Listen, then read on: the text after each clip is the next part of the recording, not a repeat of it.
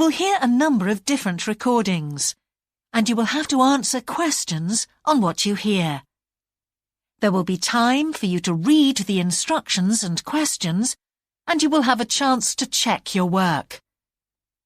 All the recordings will be played once only. The test is in 4 sections. At the end of the test, you will be given 10 minutes to transfer your answers to an answer sheet. Now turn to Section 1. Section 1. You will hear a student talking to the student accommodation officer at a college. First, you have some time to look at questions 1 to 5.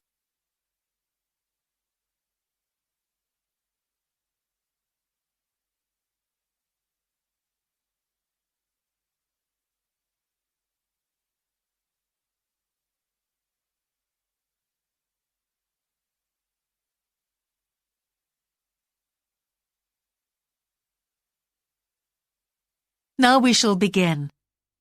You should answer the questions as you listen, because you will not hear the recording a second time. Listen carefully and answer questions 1 to 5. Good morning. Can I help you? Yes, I've just been accepted on a course at the university, and I'd like to try and arrange accommodation in a hall of residence. Yes, certainly. Please sit down. What I'll do is fill in a form with you to find out a little more about your preferences and so forth. Thank you. So, first of all, can I take your name? It's Anu Bhatt. Could you spell your name, please? Yes. ANUBHATT. Thanks. And could I ask your date of birth? The 31st of March, 1972. Thank you. And where are you from? India. Oh, right. And, what will you be studying? I'm doing a course in nursing. Right, thank you. And how long would you want to stay in hall, do you think? Well, it'll take 3 years, but I'd only like to stay in hall for 2. I'd like to think about living outside for the 3rd year. Fine. And what did you have in mind for catering? Do you want to cook for yourself or have all your meals provided? That's full board. Is there something in between? Yes, you can just have evening meal provided, which is half board. That's what I'd prefer. Yes, a lot of students opt for that. Now, with that in mind, do you have any special diet, anything we should know about? Yes, I don't take red meat. No red meat. Before you hear the rest of the conversation, you have some time to look at questions 6 to 10.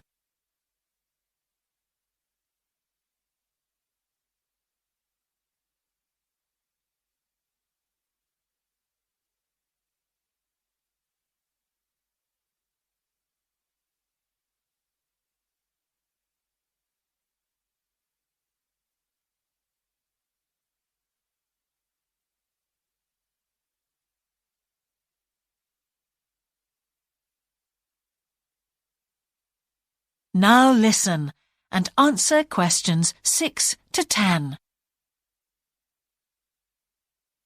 Now, thinking about the room itself, we have a number of options. You can have a single study bedroom or you can have a shared one. These are both what we call simple rooms. The other alternative is to opt for a single bedsit, which actually has more space and better facilities. There's about £20 a week difference between them. Well, actually my grant is quite generous, and I think the bedsit sounds the best option. Lovely. I'll put you down for that, and we'll see what availability is like. Now, can I ask some other personal details which we like to have on record? Yes, of course. I wonder if you could let us know what your interests are. This might help us get a closer match for placing you in a particular hall. Well, I love the theatre. Right. And I enjoy sports, particularly badminton. Ah, that's worth knowing. Now, what we finish with on the form is really a list from you of what your priorities are in choosing a hall, and we'll do our best to take these into account. Well, the first thing is I'd prefer a hall where there are other mature students, if possible. Yes, we do have halls which tend to cater for slightly older students. And I'd prefer to be out of town. That's actually very good for you because we tend to have more vacancies in out-of-town halls. Lucky. Yes. Anything else? Well, I would like somewhere with a shared area, a TV room, for example, or something like that. It's a good way to socialise. It certainly is. That's it. Now, we just need a contact telephone number for you. Oh, sure, I'll just find it. It's 667549. Great. So we'll be in contact with you as soon as possible. That is the end of section 1.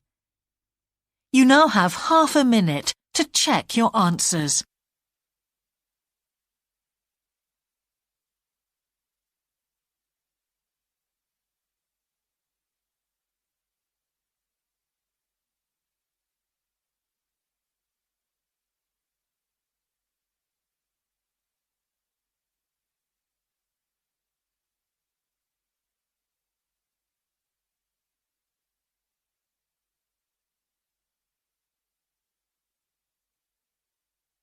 Now turn to section 2.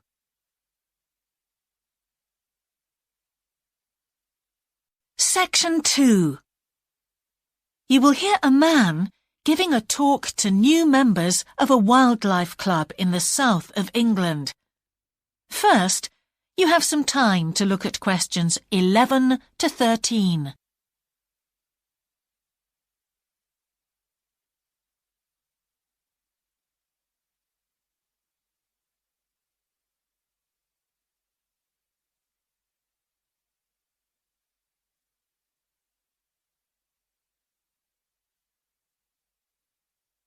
Now listen carefully and answer questions 11 to 13.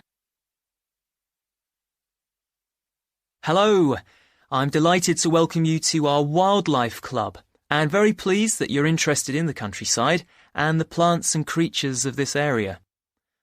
I think you'll be surprised at the variety we have here, even though we're not far from London. I'll start by telling you about some of the parks and open spaces nearby. One very pleasant place is Halland Common. This has been public land for hundreds of years, and what you'll find interesting is that the River Ouse, which flows into the sea 80 kilometres away, has its source in the common. There's an information board about the plants and animals you can see here, and, by the way, the common is accessible 24 hours a day. Then there's Holt Island, which is noted for its great range of trees. In the past, willows were grown here commercially for basket making, and this ancient craft has recently been reintroduced. The island is only open to the public from Friday to Sunday because it's quite small, and if there were people around every day, much of the wildlife would keep away. From there, it's just a short walk across the bridge to Longfield Country Park. Longfield has a modern replica of a farm from over 2,000 years ago. Children's activities are often arranged there, like bread making and face painting. The park is only open during daylight hours, so bear that in mind if you decide to go there. Before you hear the rest of the talk, you have some time to look at questions 14 to 20.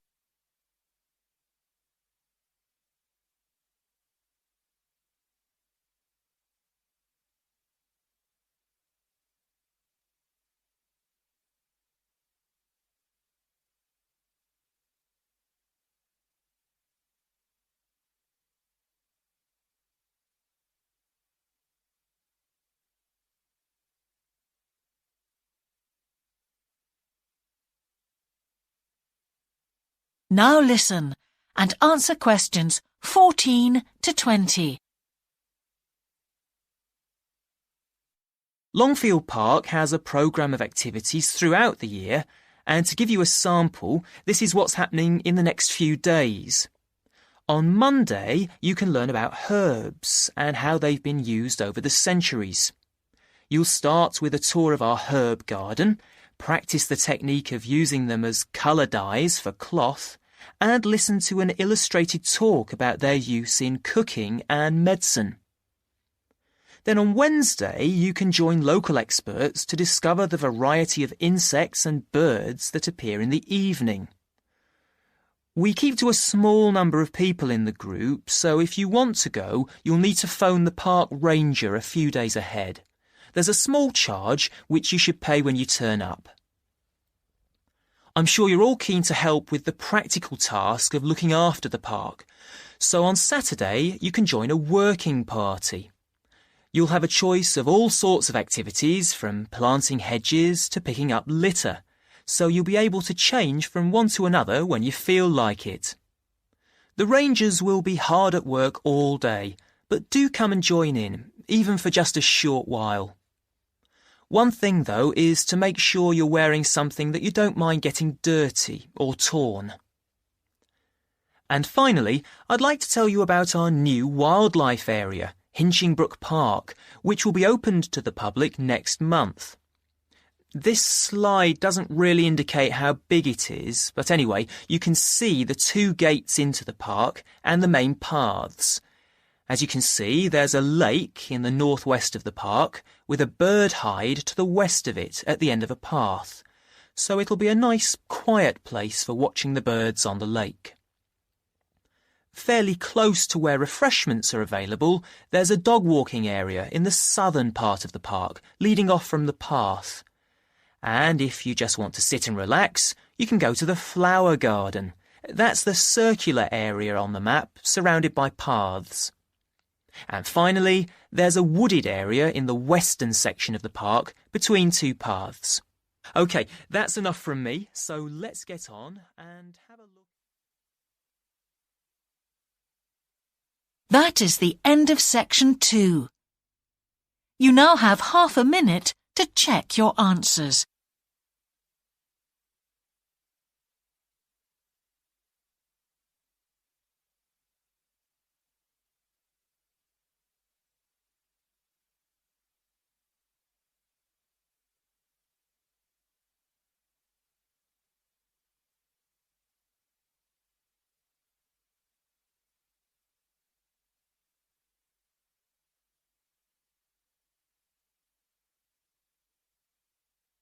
Now turn to section 3.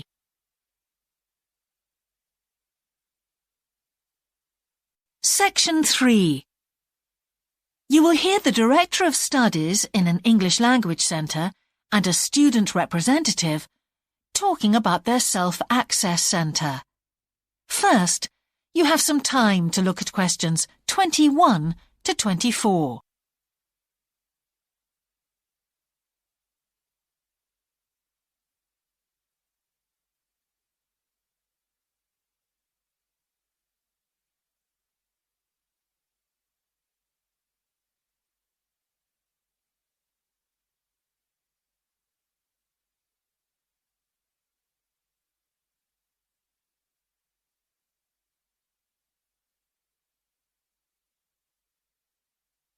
Now listen carefully and answer questions 21 to 24.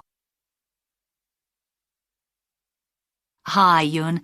As you know, I've asked you here today to discuss the future of our Self-Access Centre. We have to decide what we want to do about this very important resource for our English language students. So, can you tell me what the students think about this? Well, from the students' point of view, we would like to keep it. The majority of students say that they enjoy using it because it provides a variation on the classroom routine, and they see it as a pretty major component of their course. But we would like to see some improvements to the equipment, particularly the computers. There aren't enough for one each at the moment, and we always have to share. Well, yes, the teachers agree that it is a very valuable resource. But one thing we have noticed is that a lot of the students are using it to check their personal emails. We don't want to stop you students using it, but we think the computers should be used as a learning resource, not for emails. Some of us also think that we could benefit a lot more by relocating the Self-Access Centre to the main university library building. How do you think the students would feel about that, Ewan? Well, the library is big enough to incorporate the Self-Access Centre, but it wouldn't be like a class activity anymore.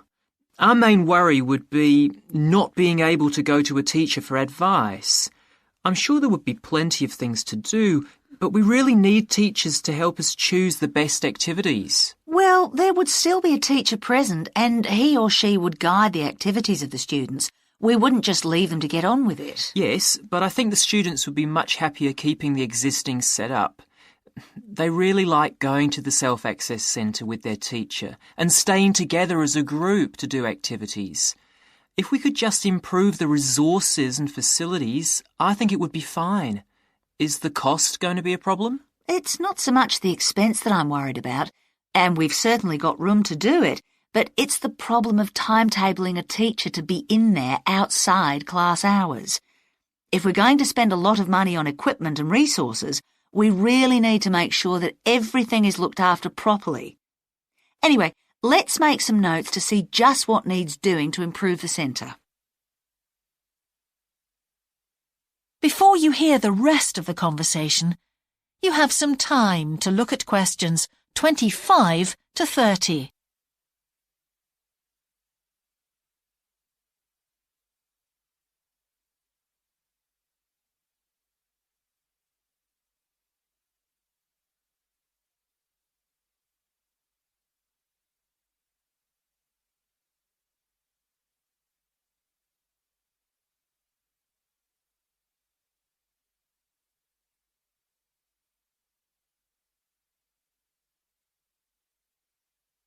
Now listen and answer questions 25 to 30. Now, what about the computers? I think it might be a good idea to install some new models. They would take up a lot less room, and so that would increase the workspace for textbooks and so on. That would be great. It is a bit cramped in there at times. What about other resources? Do you have a list of things that the students would like to see improved? Yes, one of the comments that students frequently make is that they find it difficult to find materials that are appropriate for their level, especially reading resources. So I think we need to label them more clearly. Well, that's easy enough. We can get that organised very quickly. In fact, I think we should review all of the study resources as some of them are looking a bit out of date. Definitely. The CD section especially needs to be more current. I think we should get some of the ones that go with our latest course books and also make multiple copies. Good. Now, I was also thinking about some different materials that we haven't got in there at all. What do you think of the idea of introducing some workbooks? If we break them up into separate pages and laminate them, they'd be a great resource. The students could study the main course book in class and then do follow-up practice in the Self-Access Centre. That sounds good. OK, now finally we need to think about how the room is used. I'll have to talk to the teachers and make sure we can all reach some agreement on a timetable to supervise the centre after class. But we also need to think about security too, especially if we're going to invest in some new equipment. What about putting in an alarm? Good idea. The other thing I'd like to do is talk to our technicians and see whether we could somehow limit the access to email. I really don't want to see that resource misused. What about if we agree to only use it before and after class? Yes, that would be fine. OK, anyway, that's great for now. We'll discuss it further when we've managed to sort. That is the end of section 3. You now have half a minute to check your answers.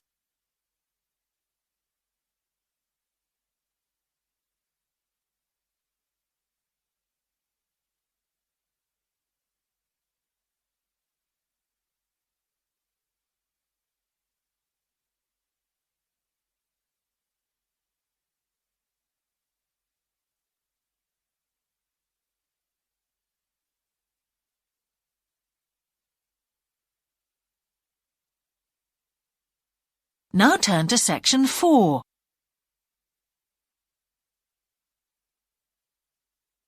Section 4. You will hear the beginning of a lecture about business cultures. First, you have some time to look at questions 31 to 40.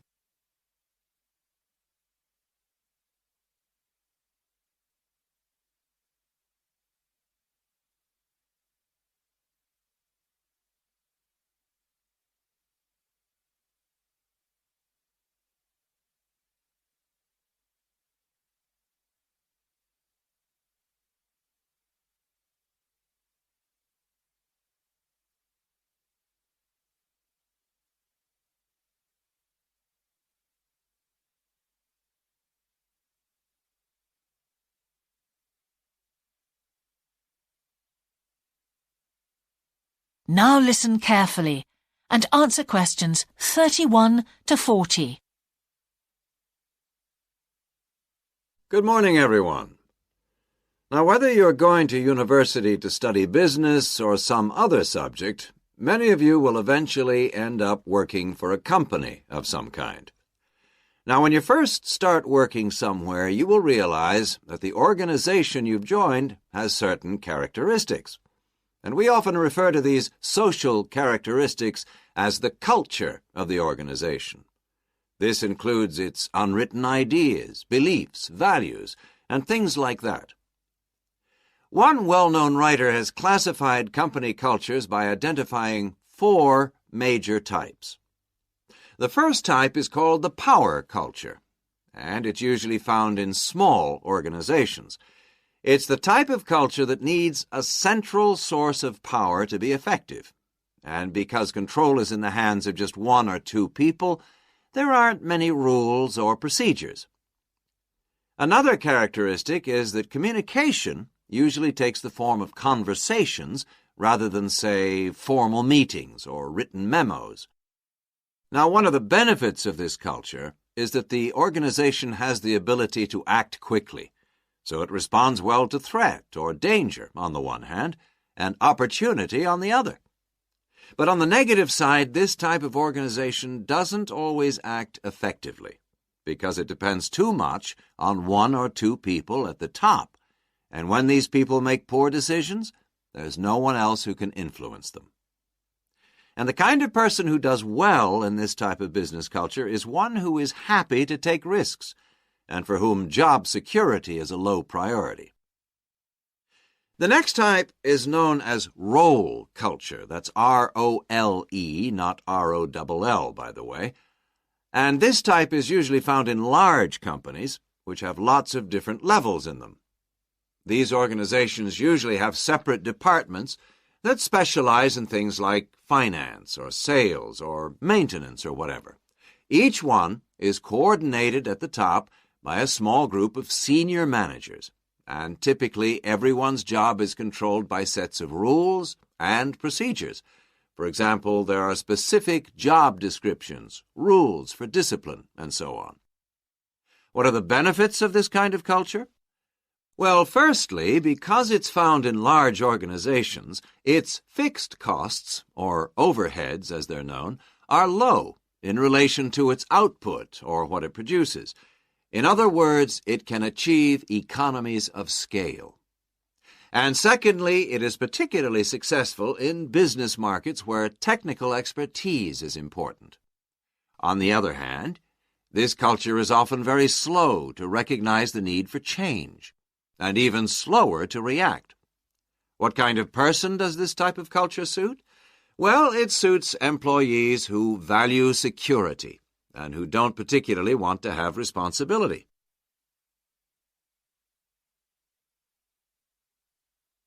Moving on now to task cultures. This type is found in organizations that are project-oriented. You usually find it where the market for the company's product is extremely competitive, or where the products themselves have a short lifespan. Usually, top management delegates the projects, the people, and other resources, and once these have been allocated, little day-to-day control is exercised from the top, because this would seem like breaking the rules. Now, one of the major benefits of this culture is that it's flexible, but it does have some major disadvantages, too. For instance, it can't produce economies of scale, or great depth of expertise. People who like working in groups or teams prefer this type of culture. And finally, the fourth category is called the person culture. This type is quite unusual. That is the end of section 4. You now have half a minute to check your answers.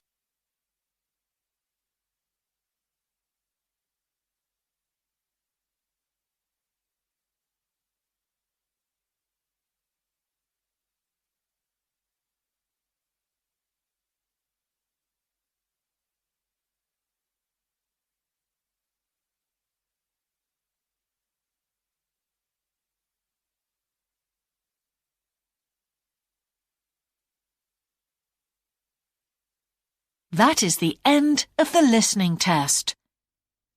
In the IELTS test, you would now have 10 minutes to transfer your answers to the answer sheet.